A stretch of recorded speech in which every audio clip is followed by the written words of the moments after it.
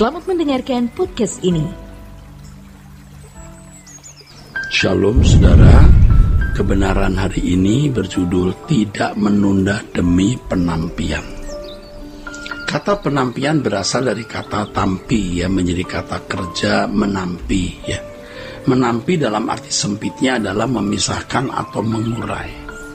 Dalam arti lengkap, usaha memisahkan dua unsur atau dua benda dengan mengguncang. Kata ini biasanya digunakan untuk memisahkan beras dari gabah, gandum dari kulitnya. Dengan media tertentu, kalau di Indonesia menggunakan nyiru atau tampah, alat rumah tangga berbentuk bundar dibuat dari bambu yang dianyam, gunanya untuk menampi beras dan lain sebagainya. Ada satu kata dalam bahasa Yunani yang digunakan Yesus untuk kata menampi, yaitu ziniazo. Dalam Lukas 22:31 Yesus berkata, Simon, Simon, lihat iblis telah menuntut untuk menampi kamu seperti gandum. Nah, kata menanti itu ya, ziniazo, diterjemahkan sieve. Sinonim dari kata ini adalah winnow, kata yang mendekati kata sieve. Dari winnow adalah shrink atau shake in a sieve. Kalau menyaring tidak ada goncangan yang berarti, tapi kalau menampi ada gerakan dinaikkan, diturunkan, naik turun. Ya, lebih menunjuk kepada tindakan menggoncang gitu loh saudara. Saudara tahu dunia ini sedang dibawa kepada masa transisi dari masa menuai ke masa menampi. Di mana masa penampian ini dunia akan mengalami goncangan dari berbagai aspek dan bidang kehidupan. Gereja yang benar dan dewasa harus sudah berbicara mengenai masa menampi, walau masa menuai belum selesai total. Dunia sedang memasuki masa menampi seperti yang dikatakan Daniel 12 ayat 10. Bunyinya begini saudara, banyak orang akan disucikan dan dimurnikan dan diuji, ya, disucikan dan dimurnikan dan diuji. Tetapi orang-orang fasik akan berlaku fasik. Tidak seorang pun dari orang fasik itu akan memahaminya, tetapi orang-orang bijaksana akan memahaminya. Di dalam konteks ini, Daniel sedang berbicara mengenai akhir zaman, mengenai kesesakan yang akan dialami Israel, bangsa Israel di akhir zaman. Ya. Kalau dikatakan saudara sebangsaku itu maksudnya orang Yahudi ya. Dan Daniel menyinggung mengenai kebangkitan manusia di akhir zaman. Pembuktian orang benar dan orang yang tidak benar. Siapa yang benar, siapa yang salah itu nanti nyata dalam kebangkitan. Pengetahuan yang akan mengalami kemajuan, saudaraku, juga diimbangi dengan kebenaran-kebenaran yang juga ditemukan. Iptek, ilmu pengetahuan teknologi berkembang maju. Dalam sisi kerohanian, kebenaran firman pun diselidiki dan dilahirkan ide-ide baru atau kebenaran-kebenaran yang memang bisa menyimpangkan. Saudaraku sekalian, jadi kebenaran firman Tuhan itu diselidiki, disingkapkan, sehingga orang yang tadi pikirnya bengkok sekarang disimpangkan jadi lurus.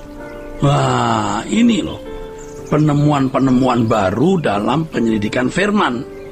Tuhan pasti, saudaraku sekalian, akan membangkitkan orang-orang yang akan diberi Tuhan kepercayaan untuk mengerti rahasia firman.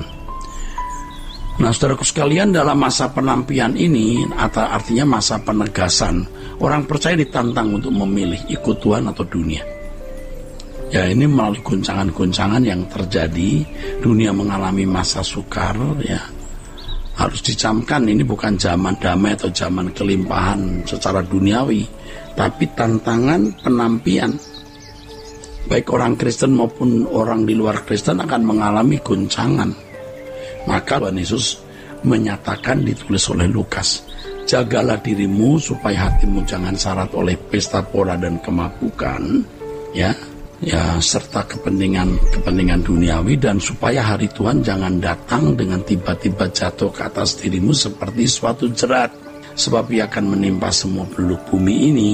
Berjaga-jagalah senantiasa sambil berdoa, supaya kamu beroleh kekuatan untuk luput dari semua yang akan terjadi itu, dan supaya kamu tahan berdiri di hadapan Anak Manusia. Dari aspek sekuler, dunia mengalami berbagai krisis politik, ekonomi, sosial, pandemik, ekosistem bumi, anomali cuaca, radikalisme, dan lain-lain.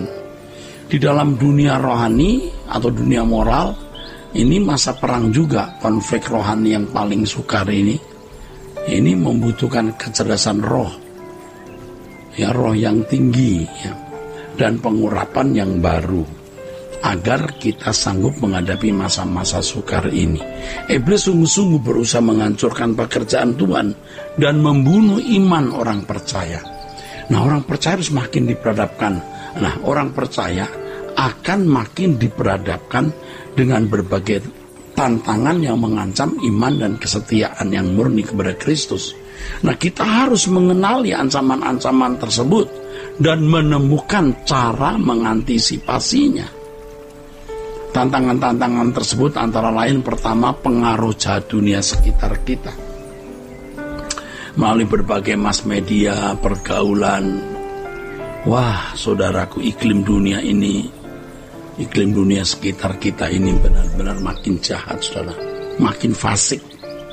Di dunia hari ini sedikit orang yang benar, maka suasana ini pasti mempengaruhi hidup orang Kristen, termasuk orang-orang Kristen yang setia, yang mau dirusak dengan cara-cara yang cerdik. Yang kedua, melalui aniaya dari pihak orang tidak percaya.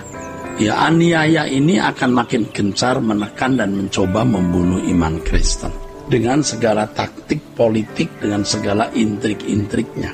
Hati-hati, saudara, kuasa kegelapan pun juga bisa, saudaraku, masuk dalam setiap lini kehidupan dan menyesatkan banyak orang.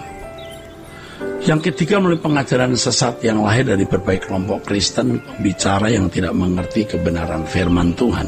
Keempat, sirkuit dunia roh yang tidak dipahami banyak orang, yang akan banyak menjatuhkan orang percaya. Transfer spirit ini akan mengalir melalui berbagai sarana, bahkan melalui khotbah-khotbah, pengkhotbah yang tidak memiliki Roh Kudus yang benar. Hati-hati. Jadi dunia kita yang jahat ini menjadi tantangan kita. Yang pertama, pengaruh dunia yang jahat. Yang kedua, aniaya. Yang ketiga, pengajaran sesat. Yang keempat, sirkuit dunia roh. Mengantisipasi keadaan ini, orang percaya dipanggil untuk memiliki hubungan pribadi dengan Allah secara benar dan tidak menundanya. Setiap kita harus sungguh-sungguh bergaul dengan Allah. Hal ini akan memberikan kepada kita kecerdasan rohani, urapan baru yang membuat kita mampu menghadapi keadaan sukar ini dan tampil sebagai pemenang.